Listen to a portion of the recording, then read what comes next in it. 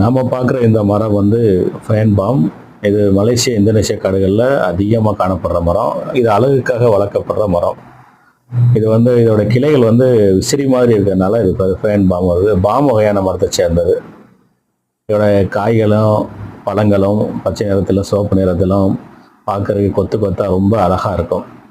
ஆனாலும் இது மனிதர்கள் சாப்பிடக்கூடியது இல்லை. பறவைகள் விலங்குகள் சாப்பிடக்கூடிய வகைகளில் இது இருக்கு. ரொம்ப அழகா. அதனால இது வந்து பொட்டானிக்கல் கார்டன், ரெஸ்டாரண்ட்ஸ், ஹோட்டல்ஸ் எல்லாம் வந்து முன்னாடி அழகுக்காக வரிசையாக வச்சுருப்பாங்க. இது வந்து இந்த பழங்கள் வந்து பறவைகள் சாப்பிட்றதுல வந்து முதலிடத்தில் இருக்குது. நம்ம பார்க்குறப்போ இந்த காகம் கூட இதோடைய பழத்தை சாப்பிட தான் வந்திருக்கு. இது காய்ந்து அப்படியே கீழே விழுந்துடுறது பழங்கள் எல்லாம்.